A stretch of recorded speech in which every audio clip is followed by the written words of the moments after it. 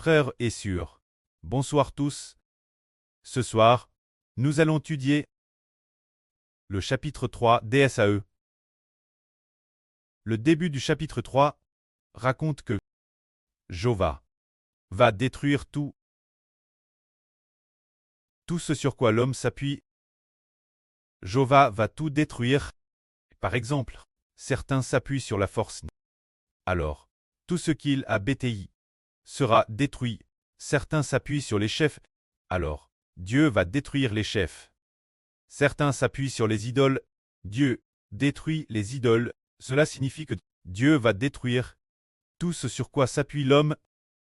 Alors, pourquoi tout ce sur quoi s'appuie l'homme, Dieu doit-il le détruire? Le précleste veut seulement que l'homme s'appuie sur lui. Il ne veut pas que l'homme s'appuie sur autre chose que Jéhovah, en dehors de lui. Lisons ensemble. Jéhovah Dieu détruisant Juda et Jérusalem. Que détruit-il? Lisons. Le livre d'Esaü, la première partie du chapitre 3. Voici. Le souverain Seigneur, Jéhovah des armes, Jéhovah, va retirer de Jérusalem et de Juda tout appui et toute ressource, tout appui de pain et tout appui d'eau, le hachereau et le guerrier, le juge et le prophète, le devin et l'ancien, le chef de 50 et l'homme considère, le conseiller et l'artisan habile, et le magicien expert, se dire que Dieu va retirer tout cela. Pour quelle raison?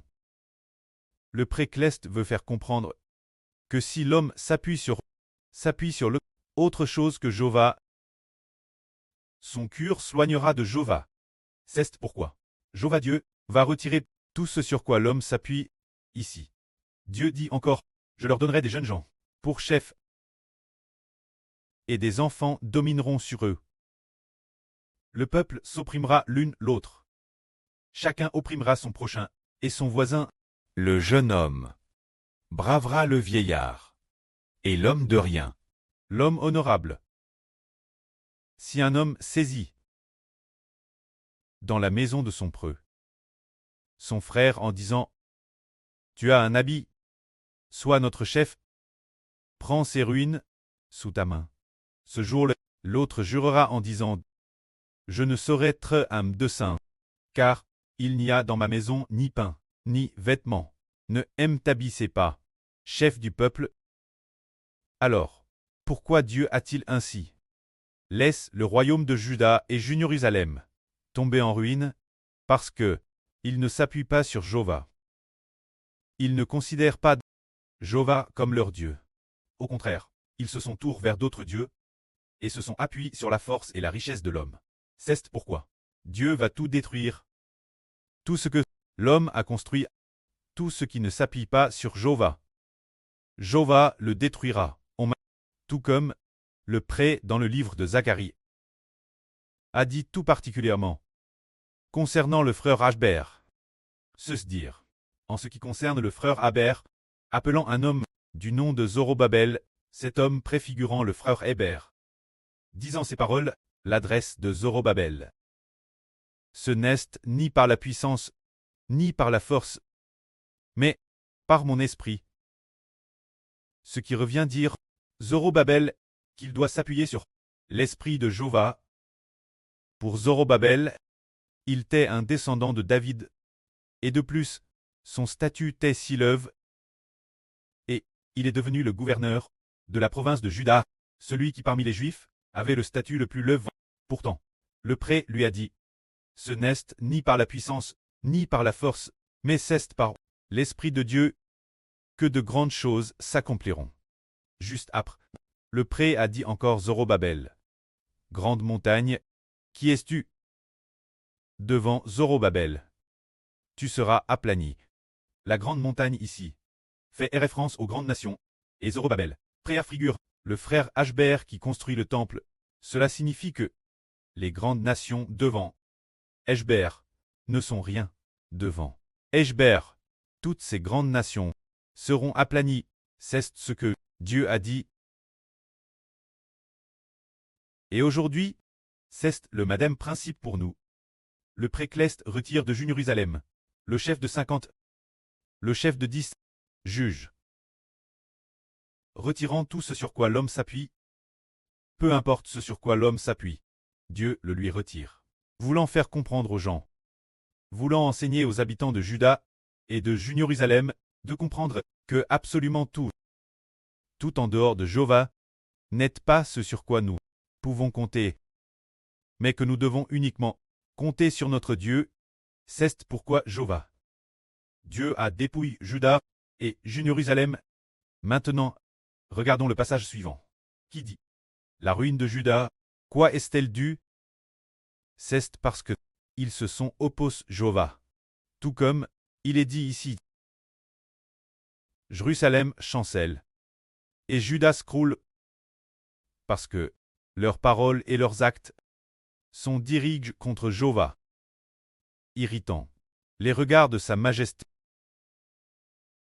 l'aspect de leur visage peut leur reprocher leur tort. Ils sont comme Sodome. Ils proclament leur pchash sans le cacher. Malheur eux, car ils s'attirent le malheur. 1. Dites aux justes qu'ils seront heureux, car ils jouiront du fruit de leurs œuvres.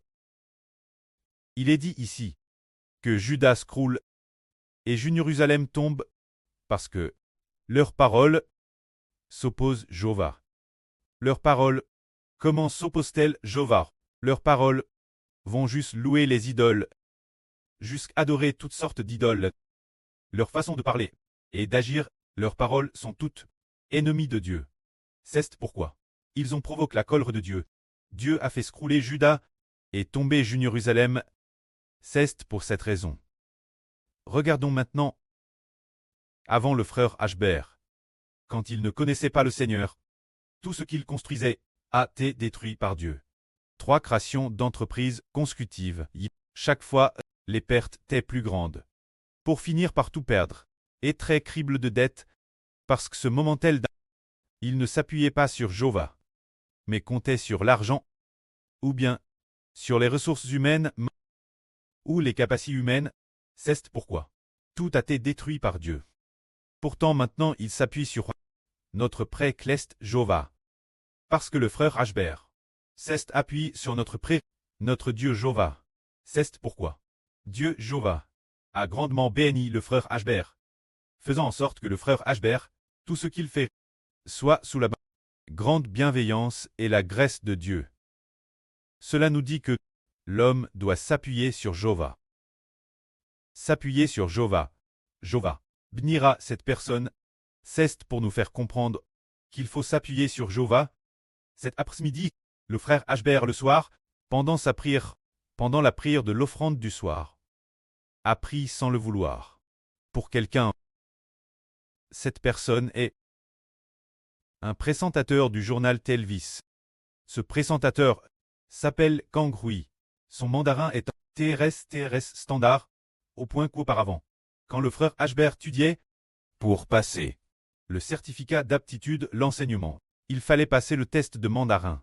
Le test de mandarin, et pour ce test de mandarin, il fallait prendre l'accent du présentateur du journal, Kang Hui comme RF France. Mais, plus tard, le frère Ashbert s'est dit ce moment tel, waouh, l'accent de Kang Hui, le mandarin qu'il parle, est si standard, sans aucun défaut, qu'il la trouve impressionnant.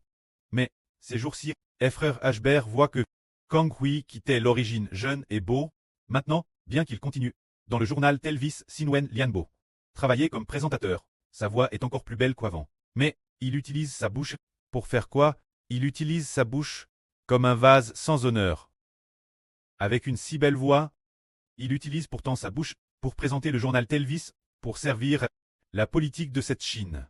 Mais il ne sait pas utiliser sa bouche, pour louer le Seigneur, louer le précleste. C'est pourquoi il s'est appuyé sur sa propre capacité, bien qu'il ait obtenu, dans le monde, aux yeux des Chinois, cette sorte de noble fonction.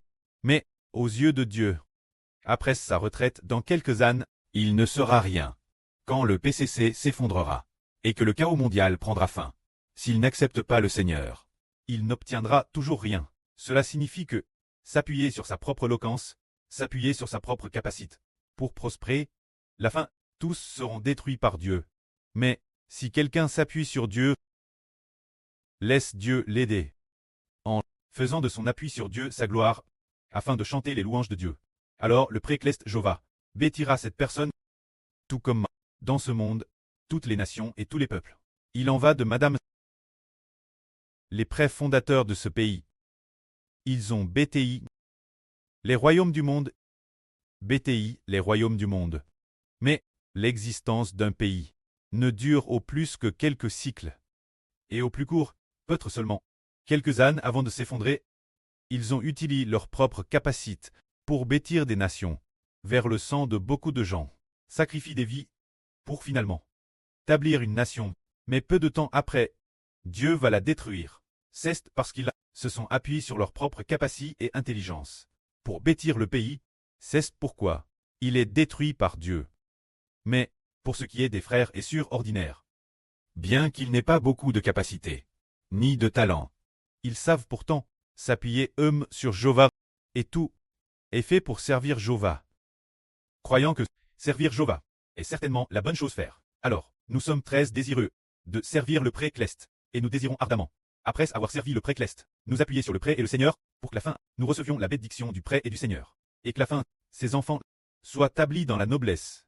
Ceci nous montre que, si quelqu'un s'appuie sur l'homme, alors Dieu le détruira. Si une personne s'appuie sur Jova, Jova la bâtira. Tout comme l'ancien royaume d'Israël. Quand le royaume d'Israël voulait s'appuyer sur le pharaon d'Égypte, pour résister au roi Nabuchodonosor. Mais, quand ils se sont appuyés sur le pharaon d'Égypte, Dieu a envoyé le roi Nabuchodonosor. D'abord détruire le pharaon, d'abord affaiblir la grande arme d'Égypte, la rendre faible. Madame l'arme égyptienne ne pouvait plus céder elle-même. Alors comment pouvait-elle aider le royaume de Juda? Madame la grande arme d'Égypte et tombe aux mains de Nabuchodonosor. Alors comment le royaume de Juda pouvait-il encore compter sur l'arme égyptienne pour vaincre le roi de Babylone? Nabuchodonosor. Le précleste voulait enseigner au roi du royaume de Juda, ainsi qu'au peuple de Juda, de comprendre et de savoir qu'il ne faut pas s'appuyer sur les armes trangres, ni sur ses propres forces, et encore moins sur les idoles. Car, si, ce sur quoi l'homme s'appuie, n'est-ce pas Jova détruira tout cela. Tout détruire, nous devons voir, dans ce monde, combien de personnes s'activent et travaillent dur. Dans tout ce qu'elles font, sur qui s'appuient-elles? Elles s'appuient sur leur propre capacité, pour gagner de l'argent, mais le pré les laisse souffrir amèrement. Pourtant, nous, ces enfants, ne dépendons de personne, ni des gens de ce monde, mais simplement, nous fixons nos regards sur notre Seigneur crucifié, Jésus-Christ. Au nom du Seigneur Jésus-Christ, nous recevons l'amour de Dieu, et finalement, nous sommes lèvres par Dieu la noblesse. C'est ce que Dieu nous enseigne en disant « Ne vous appuyez pas sur l'homme, car l'homme n'est qu'un souffle dans ses narines. Ne vous appuyez pas non plus sur les grands. » Par exemple, dans le monde, de nombreux fonctionnaires en Chine s'appuient sur des fonctionnaires plus lèvres, s'appuient sur certains dirigeants centraux, qui l'aient cru. Ces dirigeants centraux se sont effondrés en premier. Et finalement, ceux sur qui ils s'appuyaient se sont effondrés, et ils s'effondrent eux-mêmes. Cela nous dit, ne vous appuyez pas sur l'homme, mais plutôt sur Jova qui peut diriger toutes les nations et tous les peuples, et qui tient leur souffle de vie. Que la gloire soit auprès et au Seigneur. Amen.